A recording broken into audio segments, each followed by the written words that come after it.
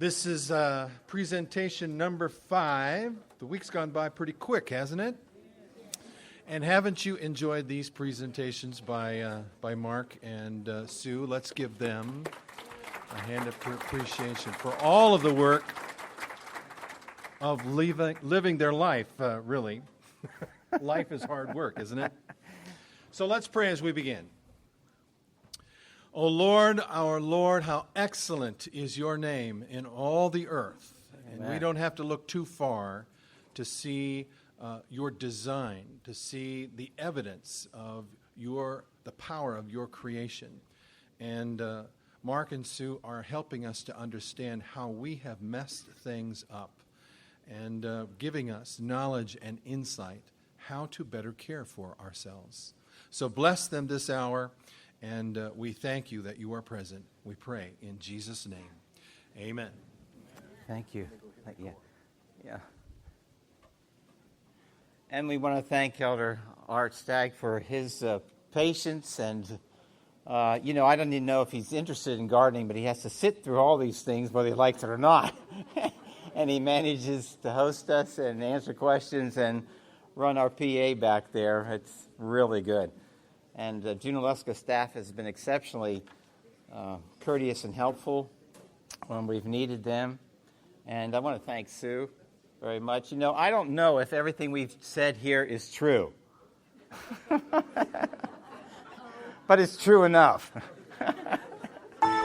Science continually proves itself wrong, right? So I don't know. But it's good enough. A very interesting thing happened this week. My wife, who's not here, one of the reasons is bottle feeding lambs, and her chicks are hatching out, and this is really important to her, and there's lots of things to care for. This is strawberry season right now, kind of thing. There's things to do at home. But one chick, this was Wednesday morning, she decided that the hen had only one of her chicks out of all these eggs hatch out. It was 8 days old. She figured all the other eggs may be no good anymore. So she was going to move them from this tight little brood box to a place that this hen and her chick could manage. She's had the other hen sitting, but this one, she needed space for this hen. So she decided she would throw away all the other eggs, so she put them in the composter. That was Wednesday morning. Thursday evening, she was throwing food scraps in the composter, and composters are warm and moist. And she noticed chicken hatching out. So she got all the eggs and put them back under the hen last night. So as sure as we are about things, and we're, not everything we're so sure about is necessarily true. And we hope that you will continue to study and that this seminar has just motivated you to learn more and to admire God just a little bit more. Okay? Sue, can we start you with a few minutes? You take the first part and then leave a little time for some question and answers. We have several people that are going to help us today. Maybe, Scott, are you here and handy right now? No, okay. Ernie, are you here yet? Had to run out. Let me see if I can. We'll take you right after Sue's part. Let me look at my list. And Elder Ashlock. Okay, that'll work. Let's do it this way. We'll take Sue first, and then Ernie has had a real challenge and a problem that he has solved, and I asked him to share it with us, so it would encourage you to do so. Elder Carl Ashlock has put a lot of these things into practice. He probably didn't need to come to this class, but he has some photographs and some life experience that will be a benefit to you. And Scott has some plants and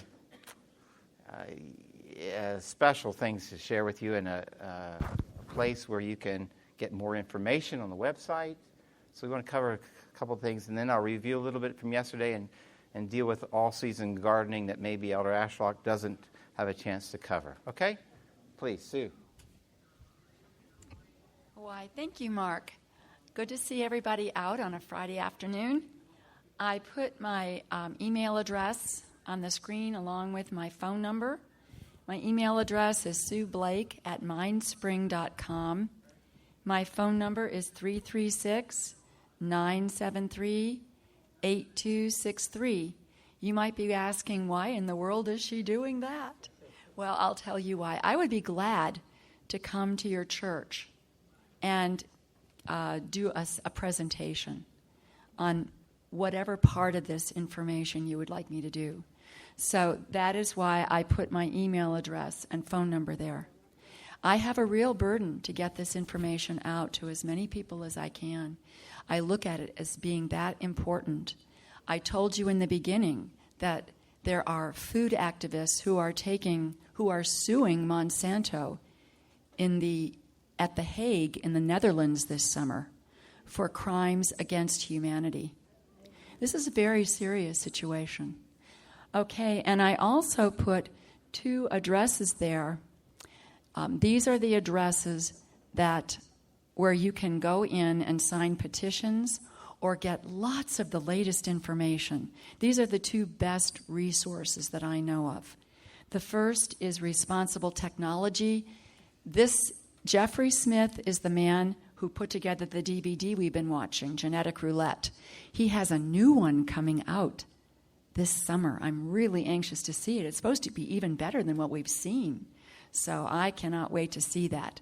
So that, for the benefit of those who are listening, who are not here but listening elsewhere, that is www.responsibletechnology.com. The other one is www.centerforfoodsafety.org. If you want to be a part of this huge movement that is growing of concerned citizens who are saying enough is enough, we want to stop our school children from coming to having to be sent to emergency rooms because blood is coming out of their noses and mouths. We want to stop this. If you weren't here yesterday, I told you that story. That's what's happening in Hawaii right now. Because Monsanto is spraying 1 mile next to 26 elementary schools.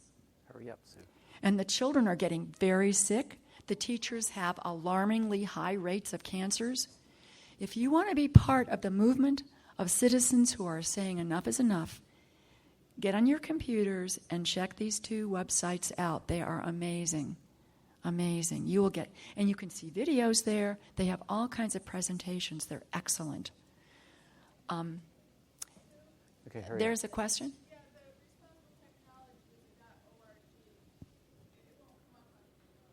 You know what? I think you're right. I think that's an ORG. Responsible Technology.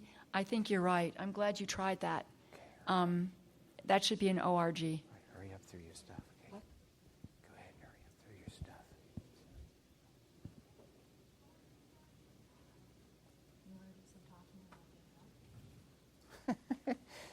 Do I want to do some talking while you're getting your stuff? Oh, no, I have some. I have a special guest. Kathy, would you come up, please? Kathy Davies is a friend of mine that I've known forever. She is a nurse midwife, and we were sharing today a little bit. Yesterday we talked some about infertility and how GMOs may be affecting this problem, miscarriage, so on and so forth. This is Kathy's field of expertise, and I want her to share what she has seen.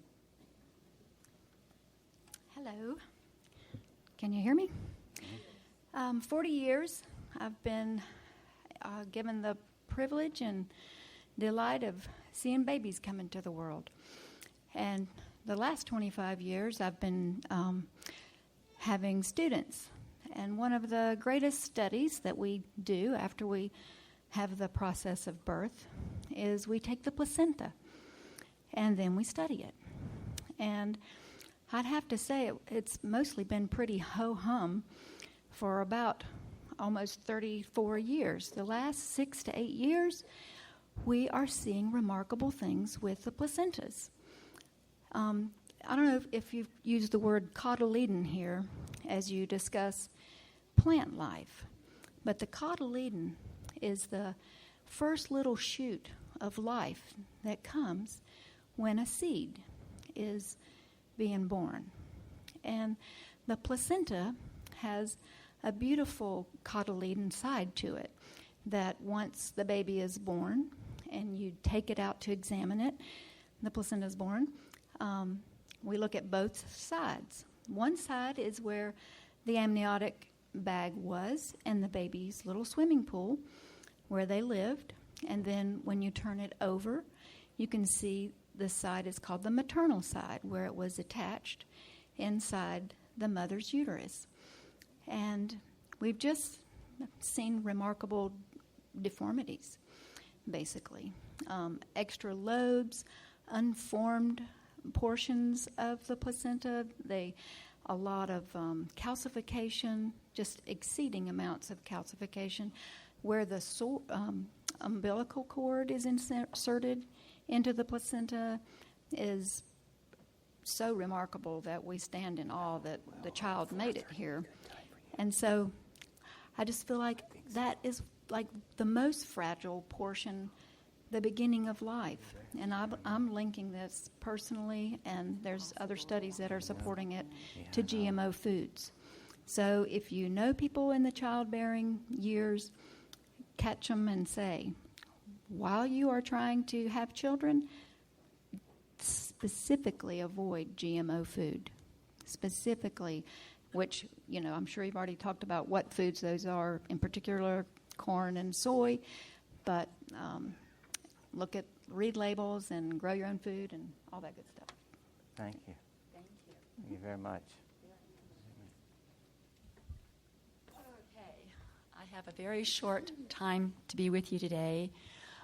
We've been talking a lot about antibiotic resistance, how the overuse of antibiotics, especially in the livestock industry. Whoop. Sorry, I didn't have the right mic on. Especially in the livestock industry, is causing the rise of a lot of antibiotic-resistant bacteria. I wanted to share this with you. Last year, Subway came out and said they would remove, you were talking about food additives, Safeway said they would remove 250 food additives from their foods. Who would have thought they had 250 food additives in their food? Subway. Safeway does not do that kind of thing. Subway did, because they got caught. There was a whistleblower who discovered they were putting something very toxic as a dough conditioner in their bread. But this is another kind of scorecard. This scorecard took 25 restaurant chains and looked at the amount of antibiotic in their meats and in their cheeses. So Subway in that area came off with an F. They failed. That means they have a lot of antibiotic in their produce. There are only two restaurant chains that received A's. One was Chipotle, and the other was Panera. B, Chick-fil-A. C, Dunkin' Donuts and McDonald's. We're not talking about nutritious food here. We're just talking about the amount of antibiotic in their product. And F, I'm going to read through these. Applebee's, Arby's, Burger King, Chili's, Dairy Queen, Denny's, Domino's Pizza, IHOP, Jack in the Box, Kentucky Fried Chicken, Little Caesars, Olive Garden, Outback, Papa John's, Pizza Hut, Sonic, Starbucks, Subway, Taco Bell, and Wendy's. F.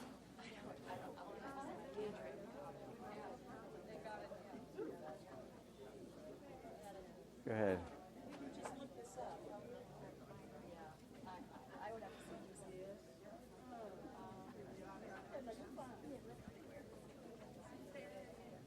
Okay, I just thought that would be an interesting thing.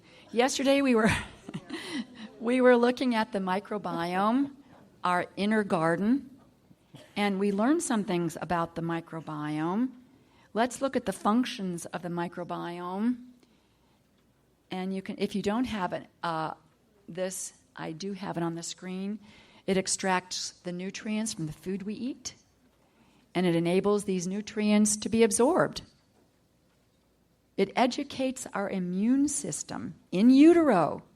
Even before the baby is born, it is these bacteria in the mother are educating the baby's immune system to recognize toxins, pollutants, harmful bacteria, and foreign proteins.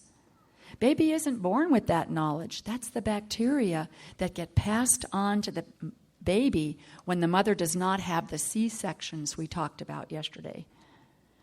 80% of our immune system is in our gut. 80%. That is huge.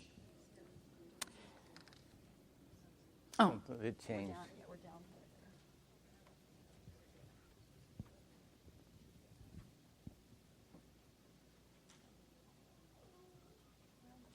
okay, the microbiome affects thyroid health. More than 20% of some of our thyroid hormones are made there.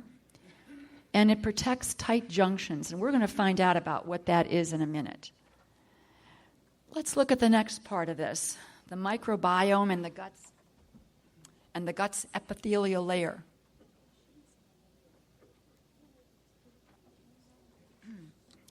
I told you before that the epithelial layer of the gut is only one cell thick. And the cells are held together like this with some protein. Anything that damages, degrades, destroys that protein causes leaky gut. And when we have, let me ask you this. If you cut your finger, what happens? An inflammatory response happens. White blood cells rush to that site. Your platelets rush to that site. There's a whole inflammatory cascade that happens. The same happens in our gut.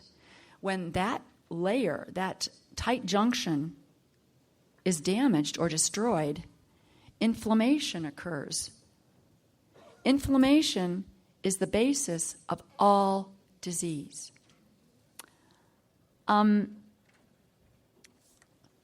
When that junction is damaged or opened, proteins can go through that junction that should not be in the body. And Frank, you were talking about this. These proteins are foreign to the body. I'm thinking of wheat, for example. The kinds of wheats we eat today are foreign to the body. Reading the rest of this, let's see. Undigested proteins, bacteria, viruses, parasites, all these things pass through the tight junctions and enter the bloodstream, causing inflammation, infection, autoimmune reactions. That's a big one. Autoimmune reactions, possible autism. During an autoimmune reaction, the foreign proteins enter the blood, causing the immune system to attack them. The thing is, the immune system has a memory, and it starts attacking tissues of organs that resemble the foreign proteins it's attacking. So diseases like Hashimoto's, arthritis, and psoriasis occur when the thyroid, the joints, or the skin are attacked. So whatever your body is recognizing gets attacked. Okay, the problem is glyphosate acts 10 times stronger than wheat gluten to damage these tight junctions. And I've listed some substances here that damage the gut, like alcohol, diabetic meds, chlorinated water, ABP, that's the agent that's put into plastics like food containers, NSAIDs, those are non-steroidal anti-inflammatory drugs, things like Advil, Aleve, ibuprofen, aspirin, what's the one my mom used to take? It starts with an E. Ecotrin. Well, she did Ecotrin anyway. Any of those kinds of things are damage your gut. Antibiotics, antimicrobial soap. I know I'm not going to have a chance to talk about it today because I don't have time, but I gave you a handout on triclosan. Triclosan is the ingredient they put in the antimicrobial soaps and in the sanitizers, hand sanitizers. When I was in the schoolroom, those kids would just slather their bodies with that stuff. That stuff is dangerous.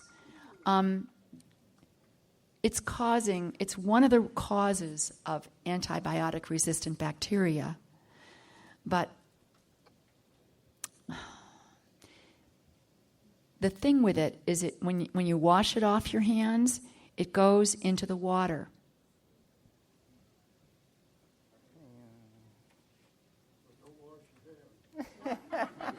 Not with water. Could I have somebody's? I don't have it. Okay. What I wanted to show you is what happens to it once it hits the water supply. It's under detection in the environment. Look at triclosan, detection in the environment. Over 95% of the products containing triclosan are disposed of in residential drains and washed down into our water systems. It is among the 7 most frequently detected chemicals in streams. It is potent enough to survive sewage treatment. When exposed to sunlight, triclosan biodegrades into a form of dioxin. And we've talked about dioxin. That's one of the ingredients in Agent Orange. Next to radioactive material, that is the most toxic thing on the planet. And it biodegrades into that. When combined with chlorine, as in tap water, it forms chloroform. So this is something, read this. It's a very interesting little piece. While I'm at it, because I know I'm not going to get to this either, nanotechnology, it's on the other side of the handout. Nanoparticles are extremely, extremely small particles. I would say on a molecular level, because if you put those things side by side, I believe it's, 80,000 of them will fit into the width of a hair. Extremely small. These things are being used in our food supply. You can read this over. I'm not going to have time to present it here. It will shock you. But what I didn't present, this is a paper on nano titanium dioxide. That's a whitening agent. They put it into silk soy milk to make it nice and white. Trouble is, they really don't know what's going to happen using this stuff. In animal studies, it's not good. I've listed some of the problems with it. It causes chromosome damage, cancer, heart disease, neurological diseases, aging, according to a 2-year study conducted at UCLA. So we don't know what we're doing. You can read through this, very interesting. What I did not write about is nano silver. How many of you have used colloidal silver as an antibacterial? That's been used for hundreds of years and used safely. Nano silver is different. It lodges in the brain, in the lungs, wherever, in parts of the body where it travels. And one of the things that animal studies are showing is that it causes the breakdown of testicular cells. So men, take warning. You want to stay away from nano silver. However, you don't know where it's being used because it's commonly used in bakeries, like in the big bakeries, Lowe's and Food Lion, those kinds of places, because they spray it on the baked goods so that they will not develop pathogens. You won't be eating anything. It won't spoil, in other words. So, nano silver. And another reason why I wanted to mention nano silver is because some of the ladies at my church are using cleaning products now that have nano silver embedded in them. And they think this stuff is wonderful because I'm wiping all my windows and my floors and my tables with these cloths embedded with this stuff. It's getting into the tables and the floors and everywhere it's being used. Honestly, we simply don't have enough research on this yet to be using this. We simply don't know what it's going to be doing to children.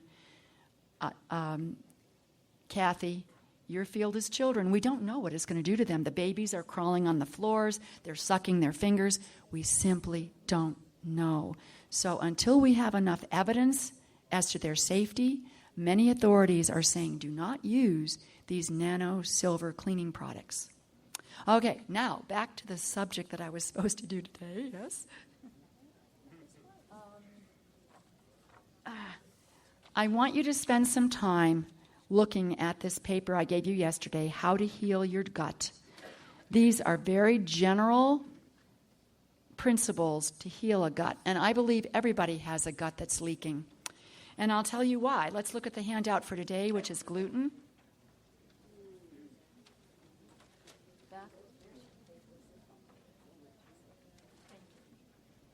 Gluten and gliadin. Gluten is a mixture of thousands of different proteins that are stored within the starch-rich endosperm of all grass seeds. It is composed of two main subgroups, and it's the first subgroup that we're really interested in, the prolamins.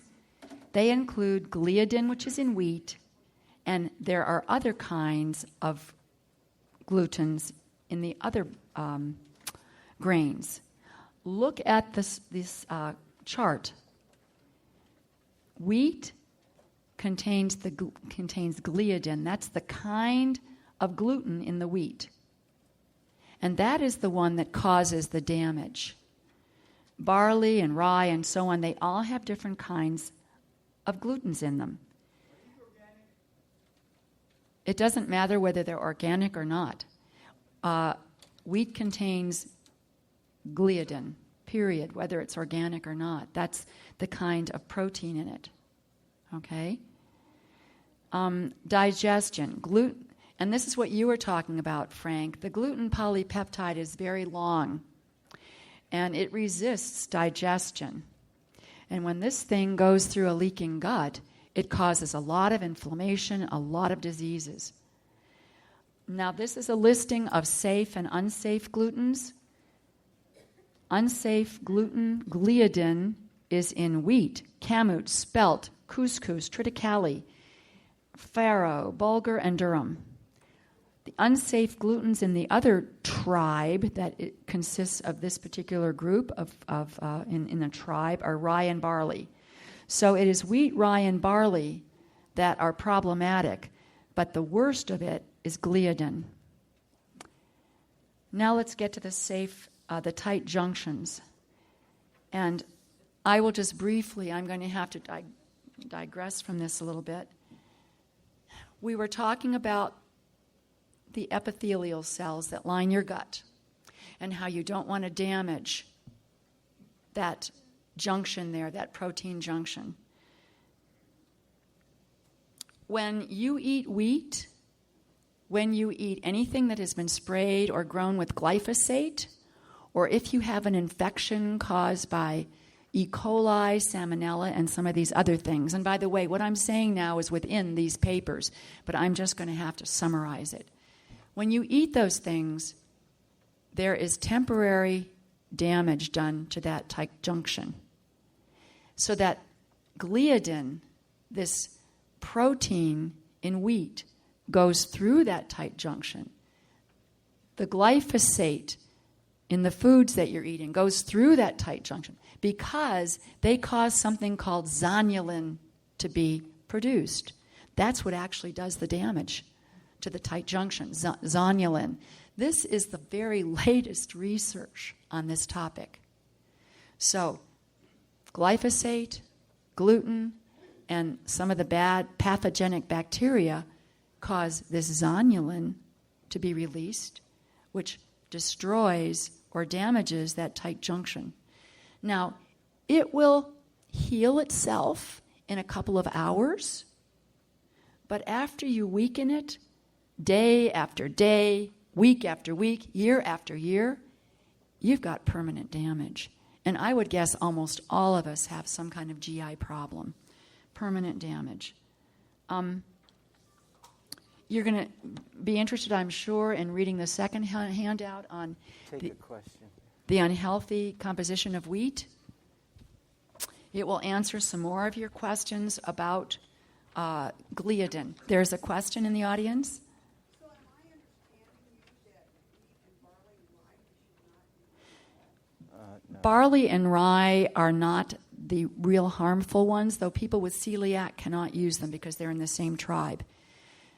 Gluten, the kind that's found in wheat, the gliadin, is harmful. It does damage. And what I'm going to do is I'm going to bring up on my computer screen something, and when there's time within the rest of the program today, it's just like a minute kind of thing to watch. We will watch it, and you will see those tight junctions being totally damaged by gliadin. Yes? Same thing. Wheat berry is the same thing. It's wheat berries are wheat that hasn't been ground down into flour yet. Yeah. Yes?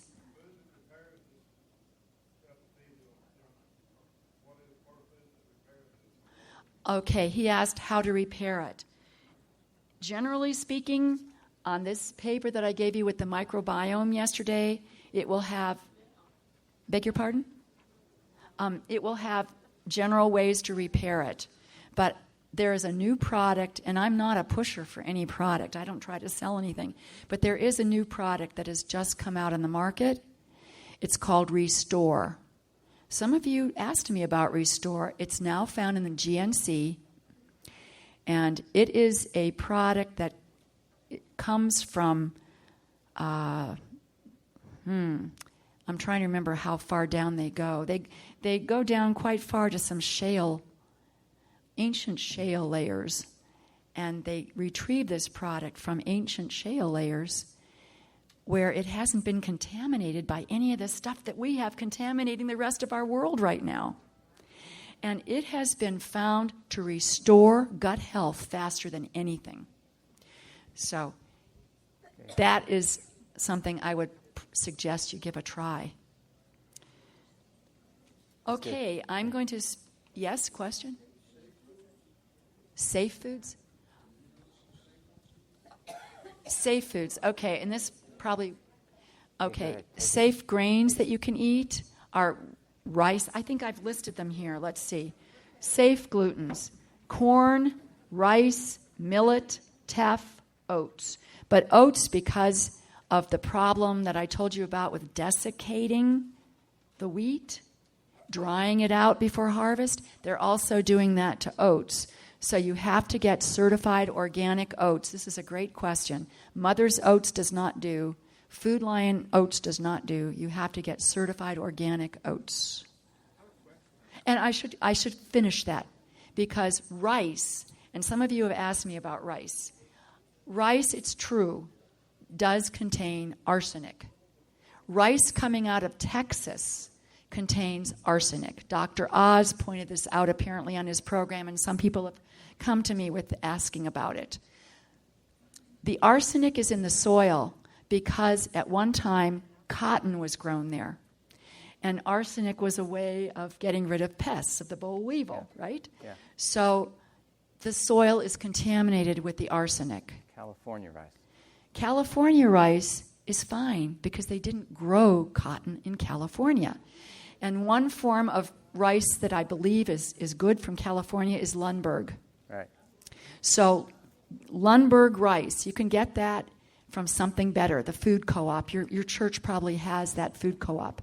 Now, there was a question here. Oh, how are microwaves affecting GMO foods? I don't know. I mean, the genetic modification is within the DNA of the food, so it's there. It's not breaking it down. It's there. How many more questions? Your final point, whatever. It's 2 more minutes, maybe. Okay, we have 2 more questions, and then we have to leave. Yes? Okay, sprouting. That's a good question, and I have an answer for that one. I believe it's on the composition of wheat, the bread handout you have. Yes, here it is. It's on the second page. Benzoxanoids. It's at the very top of that page. You have the trays. See the word benzoxanoids? It's on this page with the bread on it. Benzoxanoids are produced by plants to offer a potent defense against pests. Sprouted grains, particularly sprouted wheat, contain the highest amounts of WGA. Now you're going to ask, what is WGA? WGA is explained on the front side. It's wheat germ agglutinin. And you'll have to read the front side to see what WGA is, what it does. Sprouted grains contain 2 known toxins of the benzoxanoid class that induce mutations in the DNA and the RNA, affecting cell division and potentially causing cancer. So check that one out.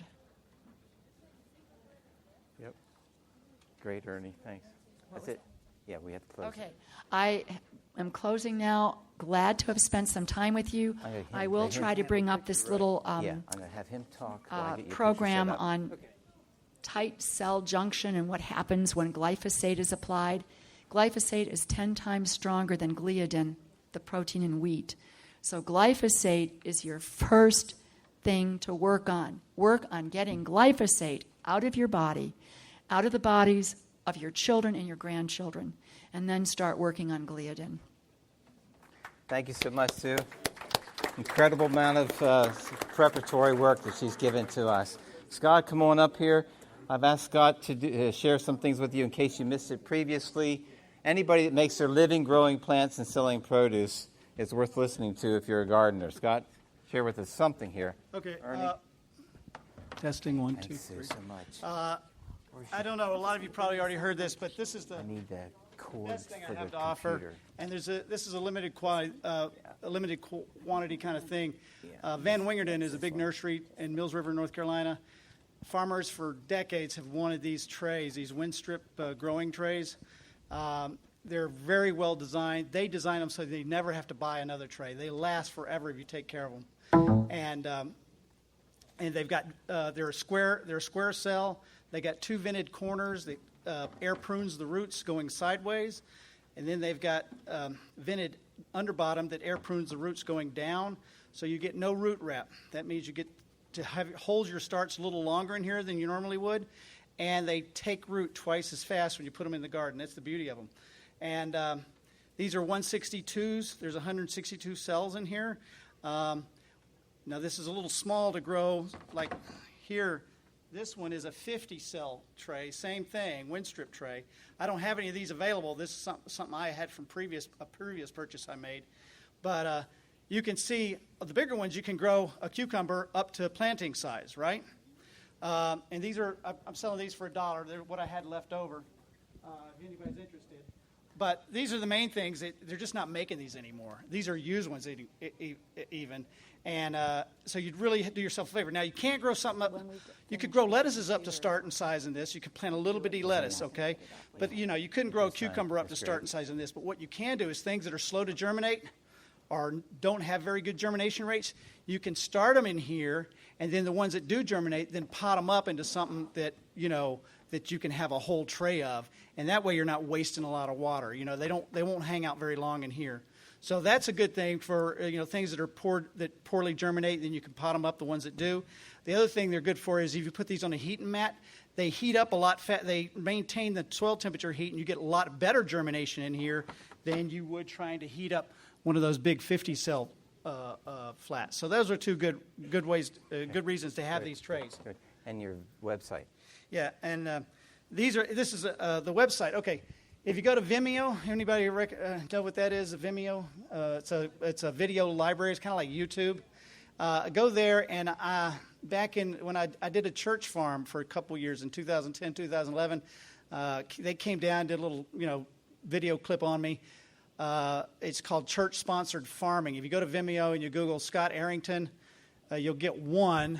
That's when they came down and did the farm thing.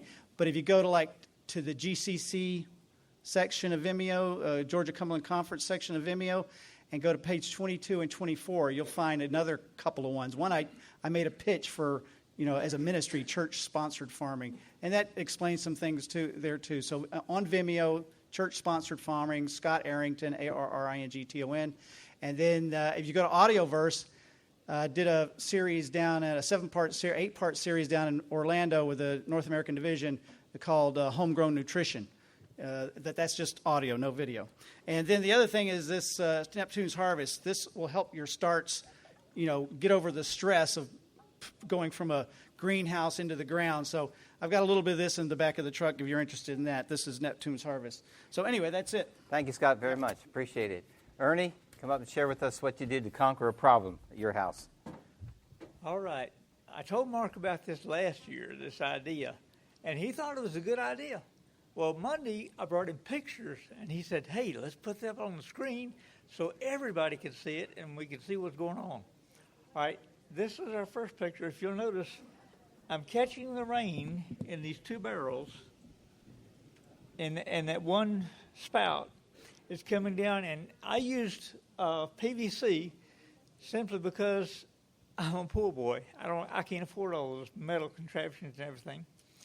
The piece coming out and hanging there is the overflow, just in case it rains a little too hard from my barrels. The barrel, the line that comes down is controlled by a valve, which I'll explain, and then goes into those two barrels and fills it up, and the line down at the bottom connects to an outlet for a hose. You want that one? That's the valve. Now, when the valve is open, as it is now, the water can flow into the barrels. Once the barrels are full, I close the valve. Can we change? And it's closed now, so no more water can come in, and nothing can go out. So if it gets to an overflow, or if there's more rain coming down and we overflow, then it goes out to overflow. Next picture. All right, this is the system. If you'll notice, there's a hose coming up on the right side. It's black and attaching to the PVC on the top curve piece. I drilled the hole in the PVC just a little bit smaller than the connection for the airline, so that when I put it in, it made its own threads. So it's pretty much sealed, and no air can escape from where that line goes in. Now, the other end of that line goes to my air compressor. With the valve closed and the air compressor turns on, the air goes in there, and that water has got, water and air, they've got to go somewhere. So with the valves open and the hose hooked to it, next picture, we see two hoses in these, whatever you call them, that roll out the hoses. The smaller one is 100 foot long, and the larger one is 150 foot, two hoses. So I can take the large one up the hill and run hose from it and pretty much go all over my yard. Next picture. That's the hill that I have to go up. And before I came up with this idea of the air compressor, I had to tote water up the hill because Beverly says if you can't eat it, we're not going to grow it. So our front yard consists of beans and corn and whatever. But the front yard is uphill. And I got tired of carrying all that water. So I got to thinking, well, I had this camper years ago that had a water system in it. And they used compressed air to push the water system so that you'd have water. So why wouldn't it work on my system? So I tried it out, and sure enough, I can take a hose and go up and water my yard or my garden. Thank you, Ernie. Isn't that great? Yeah, thank you very much. Mother of invention working again. Elder Ashlock, would you come on up here while you get set up? You have a question? What is the composition of his roof? What is the composition of your roof? Yes. Ernie, what's the composition of your roof for the water coming off, going into your rain barrels? Is it asphalt shingles? Okay, great. All right. Are you? Is it ready to roll? Ready to roll. Oh. One more thing Ernie's got. I'm sorry. Thank you. This came up just the other day. Sue mentioned that there's stuff that's getting in our water. So I'm going to take the PVC connection before it gets into the tanks loose and put in a charcoal filter, and hopefully that'll do some good. Yeah, great. Thank you so much. This is what it says about simple foods prepared in simple ways, right? It's good for us. Okay, Elder Ashlock. ahead and take. Great. Well, I'm really excited about sharing with you something that I've just really had a lot of fun with. I'm not going to talk about poisons and terrible things that are happening. This is a lot of fun. I grew up in a home of a gardener. My dad was a great gardener. He was an evangelist and a pastor, and no matter where we lived, we always had a garden. And I really looked forward to it because I could plant radishes and I could go out there and help him. And as I became an adult, grew up, and at least tried to grow up, I always looked forward to spring because it would be gardening time, you know. And I especially liked January and February because I got all these catalogs, seed catalogs. You know how that thrills you when you get those. And you go home and you just sit in bed and you read those things until 12 o'clock, you know, and you just do it. And you think about all the stuff you want to grow and the seeds that you want to buy and everything. Well, you know, it came about 10 years ago, and I began to think, you know, Carl, you live your whole winter, now that you're retired, looking forward to spring. And that's not very good. And somehow I got a hold of an article in a gardening magazine written by Elliot Coleman. Now, Elliot Coleman is a man up in New England, in Maine, where you know it's about the least likely place that you would want to do what is called four-season gardening because it's extremely cold up there. They only have about 60, 70 days, you know, that they can grow food in the summer, normal food, that is. And this article mentioned how that he had become so intrigued by a couple by the name of Nearing, who some of you may have read their books. The Nearing couple was a couple that were very unorthodox. He was a very educated man. I could tell you a little bit about him. And they had constructed a very primitive kind of greenhouse that they grew food all winter long. And this was in New Hampshire and Connecticut, two places that they lived in. And it told how that they seldom ever went to the grocery store. They would, you know, just go out and pick what they were going to eat that day. And they were very, you know, they were not excessive in the way they ate, so, I mean, this was very satisfactory for them. Oh, okay. Well, let's get started with the pictures. What I want to do is just show you the pictures. I won't give you a presentation, but I'm going to show you pictures. And this is Hoop House, four-season gardening, and I'll give you some information as to how you can contact me and get a hold of all kinds of information in case you want to do this, okay? All right, this was a hoop house that I had up until about 2 years ago, and I bent my own pipes in order to save money and did the whole thing myself, and it was 20 feet wide and 70 feet long. You look in there and you see these grow boxes, and you'll notice the support beams that I have in the center to kind of keep it, because one of the problems with these hoop houses is that you can have the weight of snow on the top and it will bend these pipes if you don't have good support.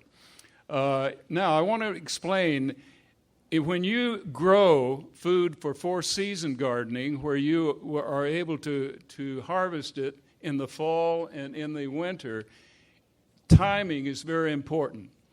And you will see there a whole box that has baby kale plants that are carefully planted, and I plant those about the 1st of September.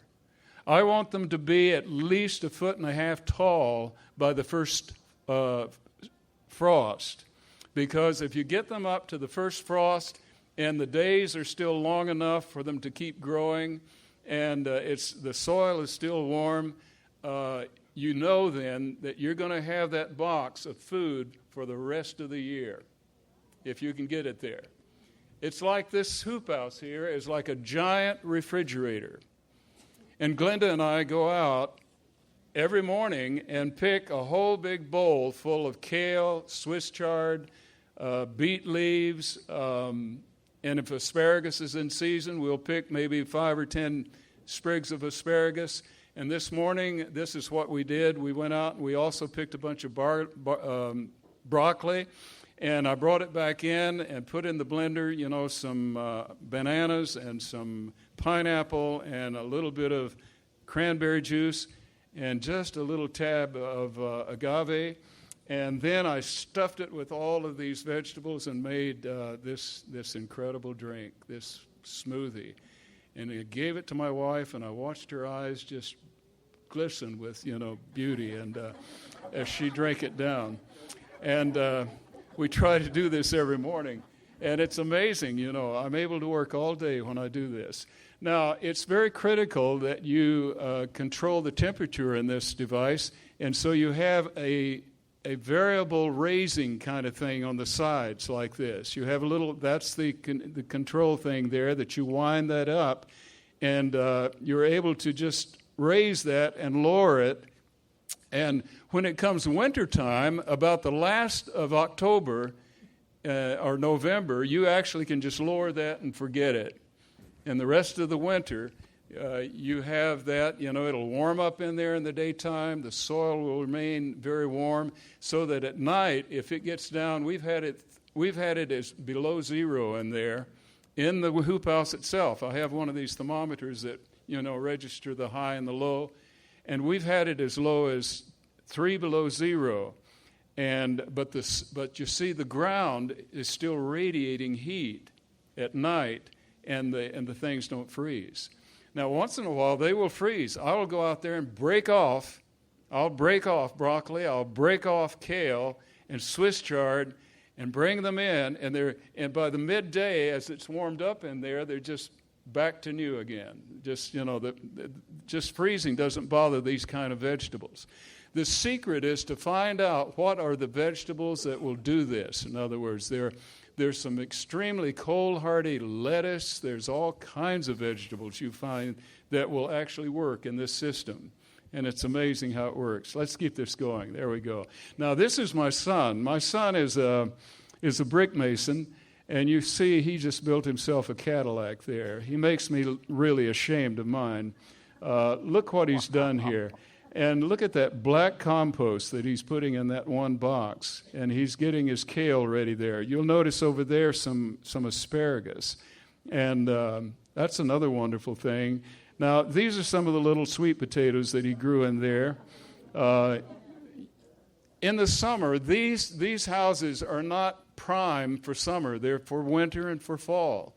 And some people complain because they do get a little warm in the summer, but just figure out what vegetables really thrive in warm soil. And sweet potatoes love warm soil. Yep. And there are other things, too. We grow okra in there. We actually will put up a fence and we'll grow pole beans. I grow all my melons and my cucumbers on a fence and all of this. And you'll see some of this pretty soon. Now, this was a small house. This was 30 feet long, 36 feet long, 20 feet wide. We bent the hoops, and we did this for a lady that's in our church who doesn't make a lot of money, and she was telling us that she really would love to garden the way we do, and so we built her this house. And she has this also. We showed her how she could also have these boxes where she could, get a jump on the season and get things started and do this right here like that. This is my outside garden, my summer garden, and part of it. It's about 120 feet long and about 100 feet wide. And we're able to grow peanuts and all kinds of stuff in there. This, believe it or not, is a tomato that's called Grandfather Ashlock. Now, I know that sounds so pompous for me to be telling you this. Really, I'm trying to be a humble guy. But that tomato, just real briefly, let me tell you about it. A few years ago, I read this book by Carolyn Mayle, who wrote a wonderful book about the 100 best heirloom tomatoes. Everybody loves to grow tomatoes. And so she was on the Garden Forum, and I was on that too, and I wrote her a note and said, I have a tomato that my grandfather used to grow in Kentucky. And I still have the seed, and it's a wonderful tomato. It'll get up to 3.5, 4 pounds. And she said, well, any tomato that grew in eastern Kentucky has to be a good tomato. This woman knows tomatoes. She teaches in a medical school. She's a doctor. Anyway, she asked me for some seed. She says, I grow about 500 varieties every year, and we test them in these various county fairs to find out which ones people like. And I'd like to have one of your seed. And she said, and by the way, have you given it a name? And I said, well, I'll give it a name, Grandfather Ashlock. And people began to write me once she had mentioned it, that it was a good tomato. And I sent seed to Australia, New Zealand, South Africa, all over the world. And this was before my wife and I spent a year in Thailand, and I forgot all about it. I came back and was getting ready to do my gardening, and I thought, hey, I wonder whatever happened to all those seed I sent around the world. So I Googled Grandfather Ashlock tomato, and I got 28,000 hits. And and not only that, but I began to look at some of these, heirloom tomato. 4 more minutes. I began to look at some of these heirloom tomato seed catalogs, and these guys are all selling Grandfather Ashlock tomato seed, and I'm not getting a penny for it. But anyway, let's keep this rolling, okay? All right, now I like to save my own seed. The ideal thing, I believe, is to try your best to collect the best open pollinated seed you can find. Get away as much as possible from hybrid. Those black seed there is a Vortex pole bean, which is really neat. Yes, sir. Yes, ma'am. All tomatoes grow or just the female tomatoes? Female tomatoes? That's a different class.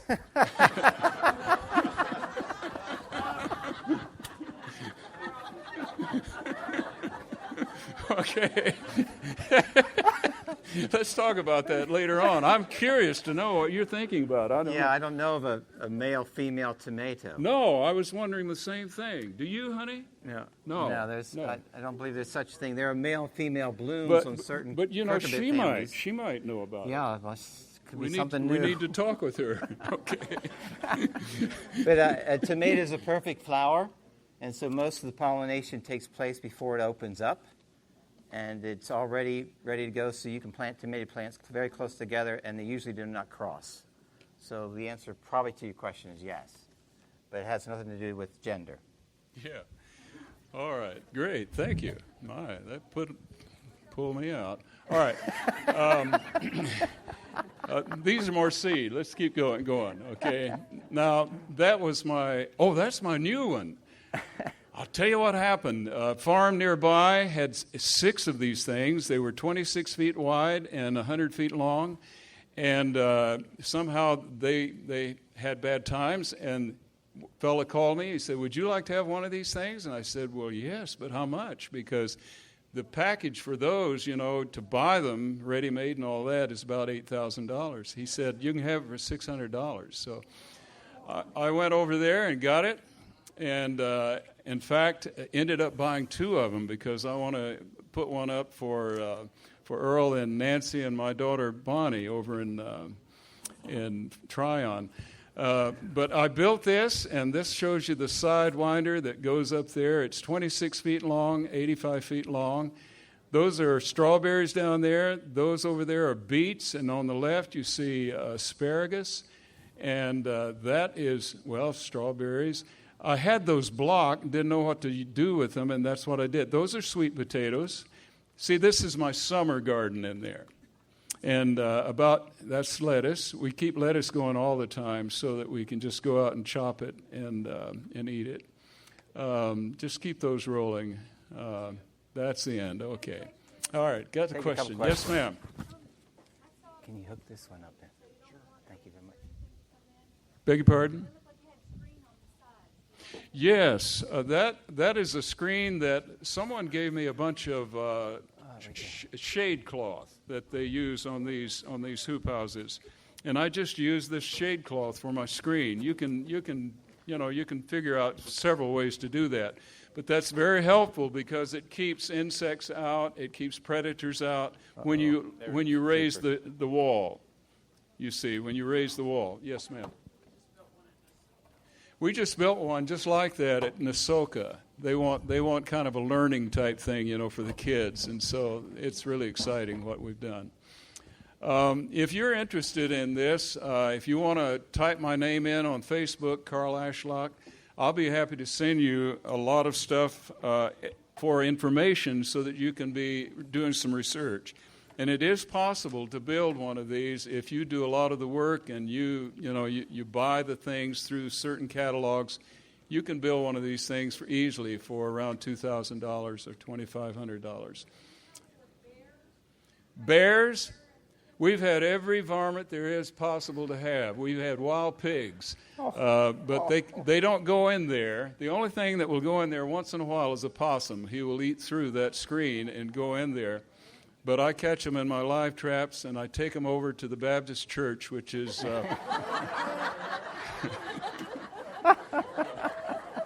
Thank you. Just put my... Thank you, Elder Ashlock. A very good thing, you've noticed in some of the pictures you've seen some little hoop runs. Good PVC, typically it's a very simple thing. Drive a few pieces of rebar in the ground, stick your PVC on it, and then stand back, close your eyes, and bend it. It does bend pretty good. And then you stick it back into another piece of rebar. It maintains its shape quite a bit, and so you can put these everywhere you want. And if you like it and need to get something bigger, you can do it the same way with this. It's a little thinner walled than the other, but it makes it so you can get in, at least crawl under it if you want to, if you don't want it to be too big. And make your own, and you can do it with a shade cloth is something in the summertime. If you get this cloth, it'll raise give you several degrees protection during frost. Lay this on your plants and or over that, but if you have a hoop of any kind, and you may have noticed if you look very closely at the plastic on top of his, it's not just regular, forget what they call that kind of plastic, polyethylene or something like that. I imagine yours is a woven, right? No? It's a special greenhouse type that lasts about 6 years. Okay. UV protected. That's the kind to use. So it won't tear as easily. If you don't mind the solar reduction, you can get a little higher quality woven. It's almost like a tarp, and you can stab a knife through it and it won't tear. So it'll withstand a considerable amount of wind and abuse. And if you put 2 layers on top of each other, you have a dead air space, and it gives you several more degrees protection. Ernie? What mill is it? Do you know? It's like 6 mil? 6 mil plastic. Okay, yes, ma'am. Attaching the plastic to the hoops, I have I brought some with me somewhere here.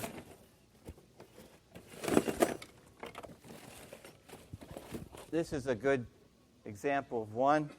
It's about this. They make them, you can get them through a good grower supply catalog, and they fit. They're intended to fit that way. So you put the plastic on and snap that down, and it stays there very well.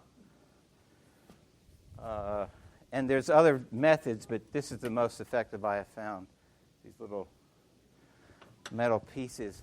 I'll catch it up from yesterday because I've been asked questions. The corn cutters here, regardless of what the marked price is, and they're all higher, I think, basically. They are $10, a few left over from yesterday. The ACBC does have a few syllabuses left. If they run out and you haven't gotten yours, if you email me, I will send you a PDF file of the updated, edited version. And I want to thank the conference for having these things here. This seminar last 3 years has been great for me, and appreciate your participation, and you've helped make it a wonderful experience. We will not be back next year. I'm not sure what the plan is for the camp meeting. They've already have it planned through 2020. There's not a whole lot of space to work something else in. What it is they've done, I don't really know. But thank you very much for the last 3 years. Some of you have been here for every year. Thank you. I do want to, for extending the season, let me run through these things the next 10 minutes really quickly. Take a chance. If you have your garden ready for whenever it's time to plant, you do not know what the weather's going to be, and I wouldn't pay any attention to the almanac or the regular daily forecast, at least where we live, because it's. I think I could become a weatherman. It's a 20% chance of occasional showers today or something, scattered showers, 40%. Well, just go ahead and take a chance because you don't know what the weather's going to be like, and especially in the fall because you can do it early. And if you take 5 cents worth of green beans and plant them and they grow and you get 4 weeks advance on your green bean crop, that's wonderful. And it took you 10 minutes. And, somewhere in your day you probably have that time. So go ahead and take a chance and get something out early and replant if you have to or cover it up somehow. Okay? Second, that extends your season. Methods to protect it. Row covers, plastic, and cloth. If you use plastic, keep it off your plants because plastic will transfer the cold right to the leaves of your plant. So you have to keep it off of them somehow. And if you use cloth, it's excellent, but if it rains, it may be too heavy for the plants that it's trying to protect, and you're damaging them that way. Third is raised beds. Why would you use raised beds? Because the soil has more solar exposure, and it gets warmer faster, and it drains better, so you can work in your garden before you would normally be working out in the regular unbedded garden. Okay, transplants give you a big jump sometimes, but other times, depending on the weather, seed that is directly planted in the ground will catch up to your transplants. And you don't know. So you might want to do both. Plan on some transplanting. Because when you plant directly in the soil, sometimes mice or chipmunks will find those spots and take out those cantaloupe seeds and enjoy them. And you're waiting for them to come up and you're hoping, and why aren't they coming up? It's been 2 weeks, So go ahead and get the transplants going. And what would you plant in advance? You start the seed 1 month ahead of time. You get lettuce, vine crops, and annual herbs. 2 months in advance, peppers, tomatoes, cabbage, cauliflower, and broccoli. 3 months, peppers, onions, celery, and perennial herbs. Why would you kind of do it this way? Is because if you start them too early, you get them too big, and then what do you do with them because it's still too cold outside? So you got to kind of plan that just a little bit. And even if you plant them a week ahead of time instead of, I should have done that a month ago, then do it that day because you're still probably ahead of putting them out in the ground. And successive planting, this is so important, and what so many people don't do is plant now and then plant next week some more radishes and more lettuce, and plant next week some more beans and beets and carrots and lettuce. You get really enthusiastic. You've been waiting, like Elder Ashlock said, all winter long to get out in the garden, and you got it all planned. You got your transplants going, and boom, you go out there and you get it done, and then life kind of takes over, and you had 1 crop of lettuce and 1 crop of beets and 1 crop of, ready? And they may come all due at the same time, and you're too busy. You broke your finger or something, and you can't can your beets or whatever. So make it so you don't. If you miss that 2 weeks of green beans being ripe, well, you just put them in the compost, and now you can get the next 2 weeks later. You have another crop of green beans ready for you, right? So successive planting. And there's some suggestions of how often to do that. And you can plant usually up until July. If the seed does not sprout very well, it's probably past the time to be planting them. And companion planting. Plant a variety of stuff because one will do well and another won't do as well. They may both do well, or all 7 of them do well, but planting a variety makes it more certain that you will get something that will do well.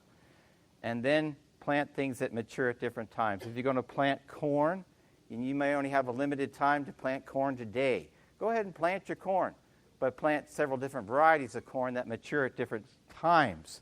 So all your corn isn't coming in at August the second week. You have corn coming in the third week, in the fourth week, and into September, you see? So you can go out and plant your corn, but plant corn of a different variety and maturation length, and you'll do better. And those are the two things you need to know in case you have to get back in touch with us. And one last thing was some lady in the back is making signals and stuff, and I have the slightest idea what she's talking about. Oh, yeah, now I remember. Would you come up here? I am sorry. I forgot that. I've asked her to come share with us today this one thing, and so she'll do that. I'll do this. We'll have prayer and be done.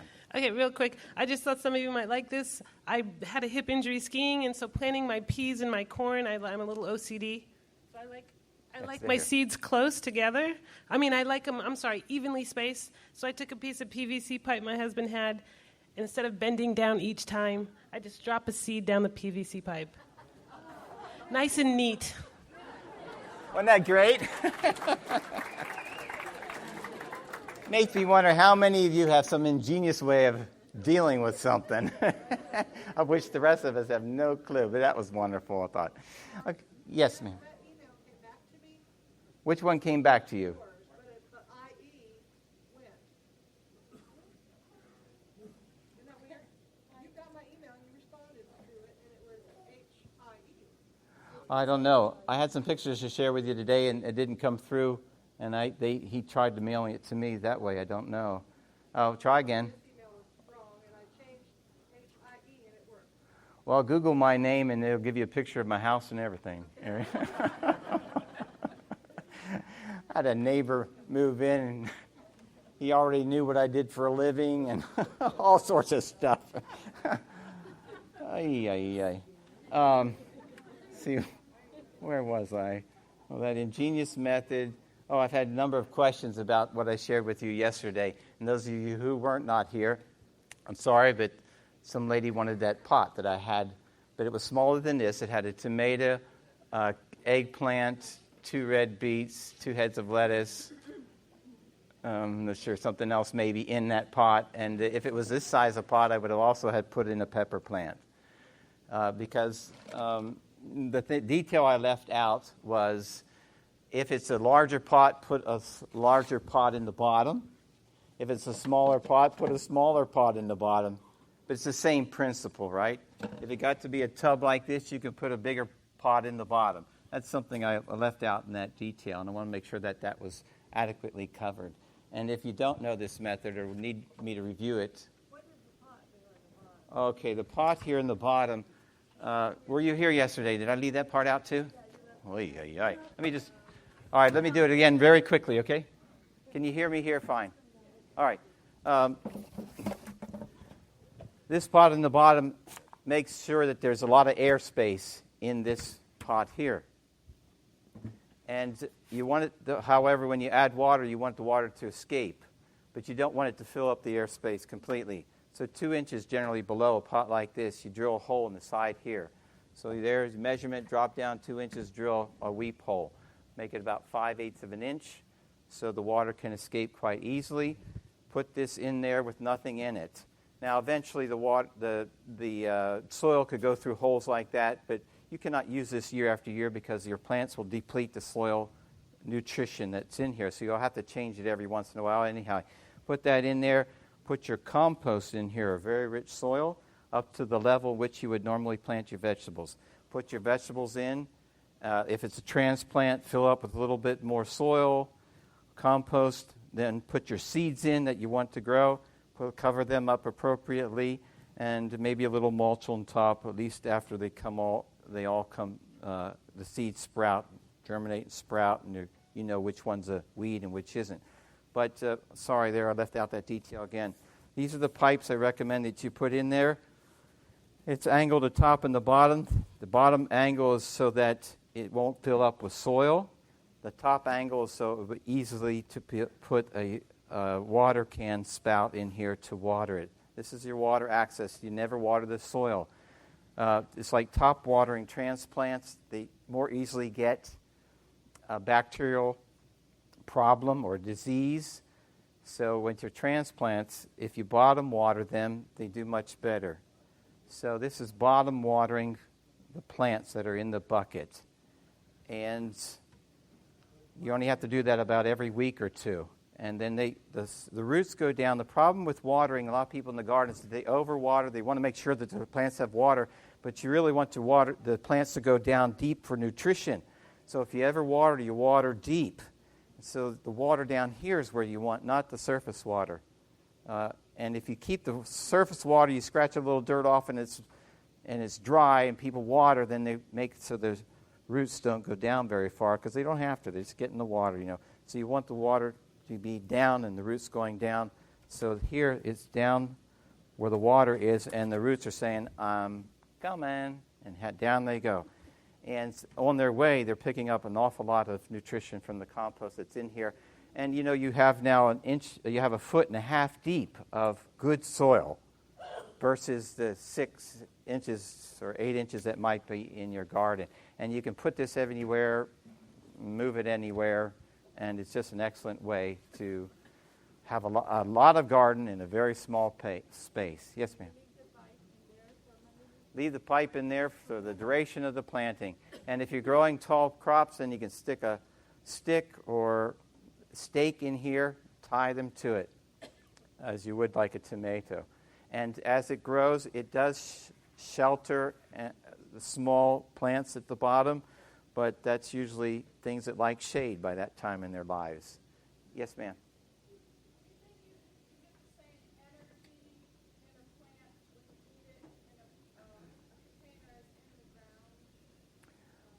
No, I don't believe you would get the same amount of energy. I believe the ground is the way to go for most everything, but it's not what everybody can do. And this is a way they can do it on their back porch if they have to, or they can't bend over, or they don't have a land, and they don't even have a flower bed. They will live at Pisgah Estates or somewhere like that maybe, I don't know. And they can still have fresh produce. Okay, we got to quit. The recording's over. Yes. Yes, ma'am. Okay, let's have prayer, and then Sue, do you have something you can show? Anybody want to stay afterwards? It has to be whatever you. We might be able to work up something. If you don't have anything else to do, want to say bye, fine. No. Okay. Lord, we appreciate very much the privilege we've had to be at camp meeting this week for as long as we have, and what we've been able to learn and what you're doing in our lives. We pray that you have the freedom to do it as you will it, and in Christ's name to your glory. Thank you. Amen. Thank you all.